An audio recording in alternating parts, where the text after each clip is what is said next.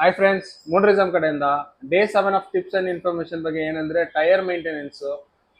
Tyre maintenance ನ ಹೆಂಗ್ ಮಾಡ್ಬೋದು, ಹೆಂಗ್ ಏರ್ ಲೀಕೇಜ್ ಇಂದ ನೋಡ್ಕೊಬೋದು, ಆಮೇಲೆ ಎಲ್ಲೆಲ್ಲೆಲ್ಲ ಮೇಂಟೈನ್ ಮಾಡ್ಬೇಕು, ಏನೇನ್ ಮೇಂಟೈನ್ ಮಾಡ್ಬೇಕು ಅಂತ ತೋರಿಸ್ಕೊಡ್ತೀನಿ ಬನ್ನಿ. ಫಸ್ಟ್ ಇದ್ರಲ್ಲಿ ಚೆಕ್ ಮಾಡ್ಬೇಕಾಗಿರೋದು ಬಂದ್ಬಿಟ್ಟು ಈ ಡಸ್ಟ್ ಕ್ಯಾಪ್. ಈ ಡಸ್ಟ್ ಕ್ಯಾಪ್ ಇಲ್ಲ ಅಂದ್ರೇನು ನಿಮ್ಗೆ ಗಾಡಿ ಓಡಿಸುವಾಗ ಮಣ್ಣೆಲ್ಲ ಒಳಗಡೆ ಹೋಗ್ಬಿಟ್ಟು ವಾಲ್ ಪಿನ್ ಡ್ಯಾಮೇಜ್ ಮಾಡುತ್ತೆ. ಸೊ ಮೇನ್ ಡಸ್ಟ್ ಕ್ಯಾಪ್ ಇಲ್ಲ ಅಂದ್ರೇನು ನಿಮ್ಗೆ ಟೈರ್ ಎಲ್ಲ ಚೆನ್ನಾಗಿದ್ರೇನು ವಾಲ್ ಪಿನ್ ಲೀಕೇಜ್ ಇಂದ ನಿಮ್ಗೆ ಗಾಳಿ ಇಳಿತಾನೆ ಇರುತ್ತೆ. ಆಮೇಲೆ ಟೈರ್ ಬೀರಿಂಗ್ ಎಲ್ಲ ಲೀಕೇಜ್ ಇದೆ ಅಂತ ನೋಡ್ಬೇಕು. ಬೀರಿಂಗ್ ಅಲ್ಲಿ ಲೀಕೇಜ್ ಇದ್ರೇನು ನಿಮ್ಗೆ ಗಾಳಿ ಇಳಿತಾನೆ ಇರುತ್ತೆ. ಅದು ಹೆಂಗ್ ಚೆಕ್ ಮಾಡ್ಬೋದು ಅಂದ್ರೆ ಯಾವ್ದಾದ್ರು ಮನೆಯಲ್ಲಿ ಈ ತರ ಚಿಕ್ಕ ಬಾಟ್ಲಲ್ಲಿ ಸೋಪ್ ವಾಟರ್ ತುಂಬಿಸ್ಕೊಂಡ್ಬಿಟ್ಟು ಈ ಡಸ್ಟ್ ಕ್ಯಾಪ್ ತೆಗೆದ್ರೆ ವಾಲ್ ಪಿನ್ ಸಿಗುತ್ತೆ ನಿಮ್ಗೆ. ಲೀಕೇಜ್ ಏನಾದ್ರು ಇದ್ರೆ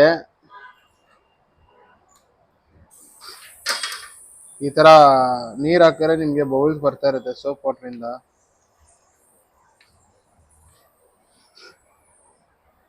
ಸೊ ಲೀಕೇಜ್ ಏನಾದ್ರು ಇದ್ರೆ ನೀವು ಈ ತರ ಪಂಚರ್ ಅಂಗಡಿಯಲ್ಲಿ ಹೋಗ್ಬಿಟ್ಟು ಈ ತರ ವಾಲ್ ಪಿನ್ ಚೇಂಜ್ ಮಾಡ್ಕೊಂಬಿಡಿ, ಡಸ್ಟ್ ಕ್ಯಾಪ್ ಹಾಕೊಳ್ಳಿ.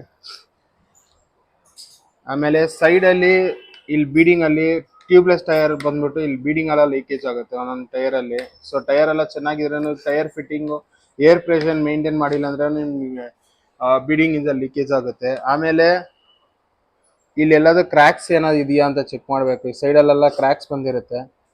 ಆಮೇಲೆ ಸೆಂಟ್ರಲ್ ಬಂದ್ಬಿಟ್ಟು ಈ ತರ ಓಲನ್ ನಟ್ ಆಗಿದ್ರೆ ನಿಮ್ಗೆ ರೋಡಲ್ಲಿ ಆನೆ ಎಲ್ಲ ಚುಚ್ಕೊಳ್ಳುತ್ತೆ. ಸೊ ಅದರಿಂದನೂ ನಿಮ್ಗೆ ಲೀಕೇಜ್ ಆಗುತ್ತೆ. ಸೊ ಅವಾಗ ಏನಂದ್ರೆ ಈ ತರ ಸೋಪ್ ವಾಟರ್ ಅಲ್ಲಿ ಗೊತ್ತಾಗುತ್ತೆ ನಿಮ್ಗೆ ಹಾಕುವಾಗ ಬಬಲ್ಸ್ ಏನಾದಿದ್ರೆ ಫಸ್ಟ್ ಪಂಚರ್ ಹಾಕೊಂಡ್ಬಿಡಿ, ಯಾಕಂದ್ರೆ ಅದರಿಂದ ಬಂದ್ಬಿಟ್ಟು ಟೈರ್ ಡ್ಯಾಮೇಜ್ ಜಾಸ್ತಿ ಆಗುತ್ತೆ ನಿಮ್ಗೆ.